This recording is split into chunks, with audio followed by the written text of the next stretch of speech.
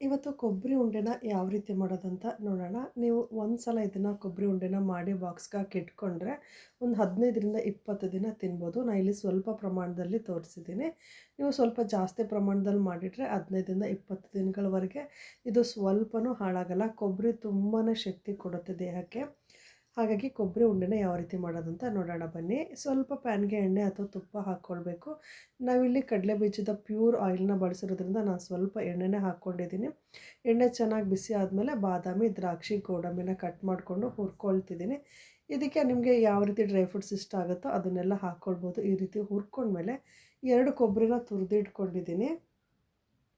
Medium size 2 ಕೊಬ್ಬರಿನ ಈ ರೀತಿ ತುರಿದಿಟ್ಕೊಂಡಿದ್ದೀನಿ. ಅದನ್ನು ಸ್ವಲ್ಪ ಸಣ್ಣ ಉರಿನಲ್ಲಿ ಹುರ್ಕೊಳ್ಬೇಕು. ಕೊಬ್ಬರಿ ಹಾಕಿದ್ಮೇಲೆ ಸ್ಟವ್ನ ಹೈ ಫ್ಲೇಮ್ ಮಾಡ್ಕೊಳ್ಬಾರ್ದು, ಸಣ್ಣ ಉರಿನಲ್ಲಿ ಹುರ್ಕೊಳ್ಬೇಕು. ಸ್ವಲ್ಪ ಚೆನ್ನಾಗಿ ಹುರಿದ್ರೆ ಸ್ವಲ್ಪ ದಿನ ಇಟ್ಕೊಂಡು ತಿಂದ್ರೂ ಹಾಳಾಗಲ್ಲ. ಬೇಗ ಖಾಲಿ ಮಾಡೋರಾಗಿದ್ದರೆ ತುಂಬ ಹುರಿಯೋದೇನು ಬೇಡ. ನೋಡಿ, ಸ್ವಲ್ಪ ಪ್ರಮಾಣದಲ್ಲಿ ಮಾಡ್ತಿರೋದ್ರಿಂದ ನಾನು ಸ್ವಲ್ಪ ಹುರ್ಕೊಂಡಿದ್ದೀನಿ. ಹುರ್ಕೊಂಡು ಆದಮೇಲೆ ಸ್ವಲ್ಪ ಚಿಕ್ಕ ಗ್ಲಾಸಲ್ಲಿ ಹಾಲು ಹಾಕ್ಕೊಳ್ತಿದ್ದೀನಿ. ಹಾಲು ಹಾಕ್ಕೊಂಡು ಮತ್ತೊಂದು ಸಲ ಚೆನ್ನಾಗಿ ಮಿಕ್ಸ್ ಮಾಡಿಕೊಂಡು ಹುರ್ಕೊಳ್ಬೇಕು. ಕೊಬ್ಬರಿ ಮತ್ತು ಹಾಲನ್ನು ಸಣ್ಣ ಊರಿನಲ್ಲಿ ಚೆನ್ನಾಗಿ ಒಂದು 2ರಿಂದ 3 ನಿಮಿಷದವರೆಗೂ ಹುರ್ಕೊಂಡ್ರೆ ಸಾಕಾಗುತ್ತೆ. ಸ್ವಲ್ಪ ಜಾಸ್ತಾಪ್ರಮಾಣದಲ್ಲಿ ಮಾಡಿದ್ರೆ ಸ್ವಲ್ಪ ಟೈಮ್ ತೊಗೊಳುತ್ತೆ ಹುರಿಯೋಕ್ಕೆ. ಆದಷ್ಟು ಸಣ್ಣ ಊರಿನಲ್ಲಿ ಈ ರೀತಿ ಹುರ್ಕೊಳ್ಬೇಕು. ನೋಡಿ, ಈಗ ಹುರಿದಿದ್ದು ಆಗ್ತಾ ಬರ್ತಾಯಿದೆ. ಇನ್ನೇನು ಕೊಬ್ಬರಿ ಮತ್ತು ಹಾಲು ಹುರಿದಿದ್ದು ಆಗ್ತಾ ಇದೆ ಅನ್ನೋ ಹಂತದಲ್ಲಿ ಸಕ್ಕರೆ ಮತ್ತು ಏಲಕ್ಕಿನ ಪೌಡ್ರ್ ಮಾಡಿ ಇಟ್ಕೊಂಡಿದ್ದೆ, ಅದನ್ನು ಹಾಕ್ತಿದ್ದೀನಿ. ಬೆಲ್ಲನ ಬೇಕಿದ್ರೆ ತುರಿದು ಬಳಸ್ಕೊಳ್ಬೋದು. ನಾನು ಇಲ್ಲಿ ಸಕ್ಕರೆ ಮತ್ತು ಏಲಕ್ಕಿನ ಪುಡಿ ಮಾಡಿ ಇಟ್ಕೊಂಡಿದ್ದು ಪೌಡ್ರಿತ್ತು, ಹಾಗಾಗಿ ಒಂದು ಚಿಕ್ಕ ಬಟ್ಲಲ್ಲಿ ಒಂದು ಅರ್ಧ ಬಟ್ಲಷ್ಟು ಸಕ್ಕರೆ ಮತ್ತು ಏಲಕ್ಕಿ ಪೌಡ್ರನ್ನ ಹಾಕ್ಕೊಂಡು ಮಿಕ್ಸ್ ಮಾಡ್ಕೊಂಡು ತಕ್ಷಣವೇ ಸ್ಟವ್ನ ಆಫ್ ಮಾಡ್ಕೊಳ್ಬೇಕು. ನೀವು ಸಕ್ಕರೆ ಹಾಕಿದ್ಮೇಲೆ ಸ್ವಲ್ಪ ಜಾಸ್ತಿ ಏನಾದರೂ ಹುರ್ಕೊಂಡ್ರೆ ಅದು ಉಂಡೆ ಗಟ್ಟಿಯಾಗುತ್ತೆ. ಹಾಗಾಗಿ ಸಕ್ಕರೆ ಹಾಕಿದ ತಕ್ಷಣ ಇನ್ನೇನು ಹುರಿದಿದ್ದಾಗಿದೆ ಅನ್ನೋ ಹಂತದಲ್ಲಿ ಸಕ್ಕರೆನ ಹಾಕ್ಕೊಂಬಿಟ್ಟು ಸ್ಟವ್ನ ಆಫ್ ಮಾಡ್ಕೊಳ್ಬೇಕು. ನೋಡಿ, ಹುರಿದಿದ್ದಾಗಿದೆ.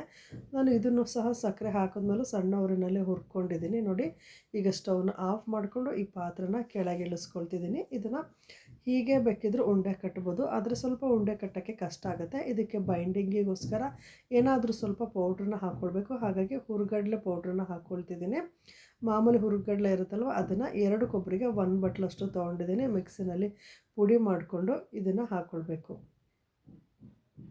ಹುರ್ಗಡ್ಲೆ ಪೌಡ್ರನ್ನ ಹಾಕ್ಕೊಂಡು ಮತ್ತೊಂದು ಸಲ ಚೆನ್ನಾಗಿ ಮಿಕ್ಸ್ ಮಾಡಿಕೊಂಡು ಉಂಡೆ ಕಟ್ಕೊಂಡ್ರೆ ಕೊಬ್ಬರಿ ಉಂಡೆ ರೆಡಿ ಆಗುತ್ತೆ. ನಿಮಗೆ ಹೊರ್ಗಡೆಯಿಂದನೇ ಮಕ್ಕಳಿಗೆ ಸ್ನ್ಯಾಕ್ಸ್ ತಂದು ಕೊಡಬೇಕು ಅಥವಾ ಆವಾಗವಾಗ ಮನೇಲಿ ಏನಾದರೂ ತಿನ್ಬೇಕು ಅನಿಸ್ತಿರುತ್ತಲ್ವ, ಆ ಟೈಮಲ್ಲಿ ನೀವು ಈ ರೀತಿ ಮನೆಯಲ್ಲಿ ಹೆಲ್ತಿಯಾಗಿರೋಂಥ ಪದಾರ್ಥಗಳನ್ನ ಬಳಸಿ ಉಂಡೆನ ಅಥವಾ ಸ್ವೀಟ್ನ ಮಾಡಿಟ್ಕೊಂಡ್ರೆ ಮಕ್ಕಳಿಗೆ ಅವಾಗವಾಗ ಒಂದೊಂದು ಕೈಯಲ್ಲಿ ಕೊಡ್ತಾಯಿದ್ರೆ ತಿಂತಾ ಇರ್ತಾರೆ. ಜೊತೆಗೆ ಕೊಬ್ಬರಿ ಶಕ್ತಿ ಕೊಡುತ್ತೆ ದೇಹಕ್ಕೆ, ಹಾಗಾಗಿ ತುಂಬಾ ಒಳ್ಳೆಯದು.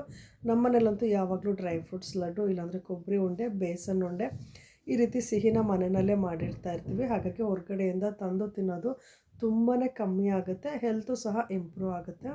ಒಂದ್ಸಲ ಈ ರೀತಿ ಉಂಡೆನ ಮಾಡಿಟ್ಕೊಂಡು ನೋಡಿ. ಕಮ್ಮಿ ಪದಾರ್ಥ ಬಳಸ್ಬೋದು ಇದಕ್ಕೆ. ಸಕ್ಕರೆ ಬದಲಿಗೆ ನೀವು ಸ್ವಲ್ಪ ಬೆಲ್ಲ ಬೇಕಿದ್ರೂ ಬಳಸ್ಕೊಳ್ಬೋದು. ಬೆಲ್ಲನ ತುರಿದು ಹಾಕ್ಕೊಂಡ್ರೂ ಈ ಉಂಡೆ ಚೆನ್ನಾಗಾಗುತ್ತೆ. ಬೆಲ್ಲ ಇಷ್ಟ ಇಲ್ದಿರೋರು ಸಕ್ಕರೆ ಹಾಕ್ಕೊಳ್ಬೋದು. 2 ಕೊಬ್ಬರಿ, 1 ಬಟ್ಲು ಕಡಲೆ, ಸ್ವಲ್ಪ ಸಕ್ಕರೆ ಇದ್ರೆ ಸಾಕು, ಈ ಉಂಡೆನ ಮಾಡ್ಕೊಳ್ಬೋದು. ನೋಡಿದ್ರಲ್ವ ಎಷ್ಟು ಸುಲಭವಾಗಿ ಈ ಕೊಬ್ಬರಿ ಉಂಡೆ ಮಾಡಿದ್ವಿ ಅಂತ. ಈ ಉಂಡೆ ನಿಮಗೆ ಇಷ್ಟ ಆಗಿದ್ದರೆ ವಿಡಿಯೋನ ಲೈಕ್ ಮಾಡಿ, ಶೇರ್ ಮಾಡಿ. ಮತ್ತೊಂದು ಆರೋಗ್ಯಕರವಾದ ರೆಸಿಪಿಯೊಂದಿಗೆ ಮುಂದಿನ ವಿಡಿಯೋದಲ್ಲಿ ಭೇಟಿ ಆಗ್ತೀನಿ. ಧನ್ಯವಾದಗಳು.